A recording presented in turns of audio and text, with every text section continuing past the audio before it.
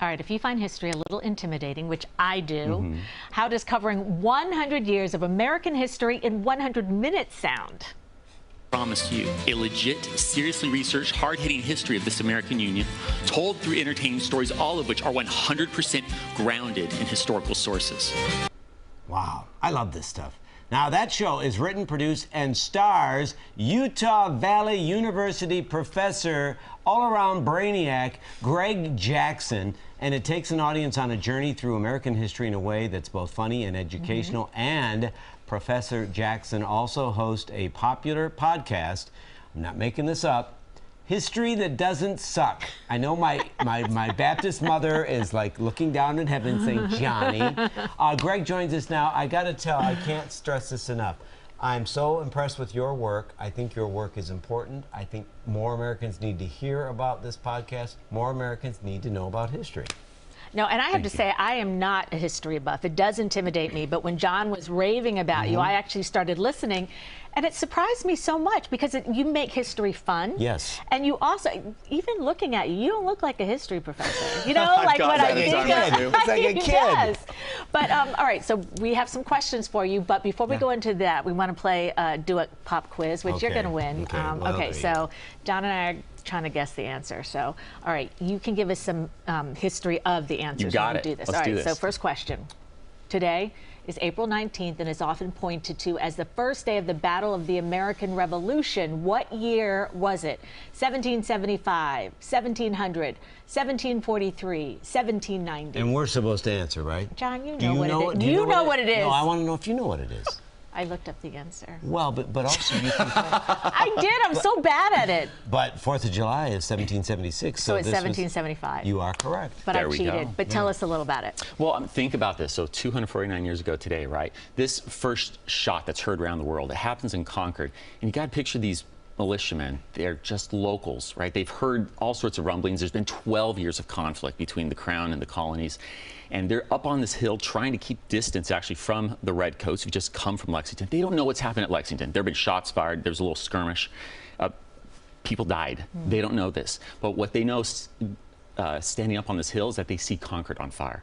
They don't know the context. It's actually an accident. The Redcoats are not burning the city, but they see their hometown burning.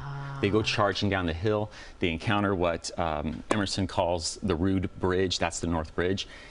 Someone fires a shot. We don't know who fires first, but this is the first moment ever in American history that a militia captain actually told his men, go ahead and fire. Fire. Yeah. I mean, he uses some expletives, but, you know, fire. Unleash a volley at the king's troops. And it's the shot that's heard around the world. And that's why it's heard around the world. There have been shots fired. There have been deaths. This is the first time an American captain said to his men, fire at our king's soldiers. Wow. See what I mean? All right, question 2. Two former U.S. presidents said, what former U.S. president said, really? This is a question.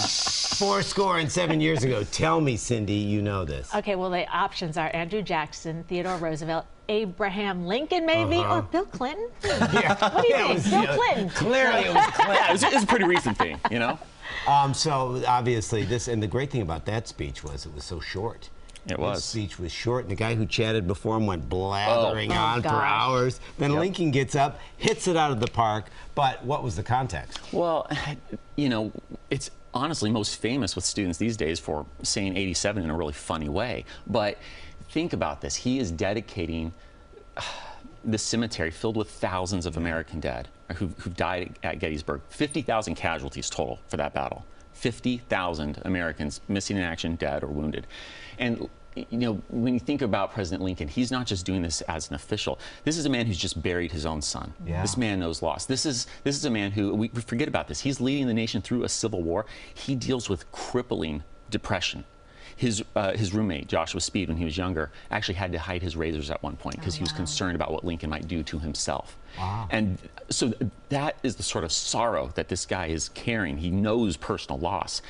I only imagine the empathy he's feeling for all these American families who've, you know, lost their loved ones, including some locals from Gettysburg. One of the most touching stories to me is actually a kid from Gettysburg. He moved to Virginia for a few years back, and now he finds himself a part of the Confederate Army invading his hometown. And he dies. Oh. All right, See what I so mean? how hard is it to condense 100 years of history into 100 minutes, which is what you're doing in the show? Yes, yes, in the Unlikely Union, the show, we'll be doing it in JPAC.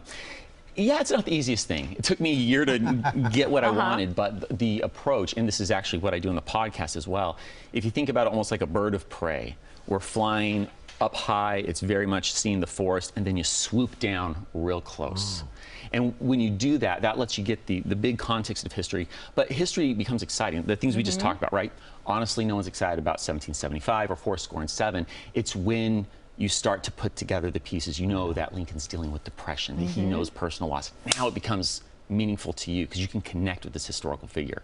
So that's what I'm doing as we go through these 100 years.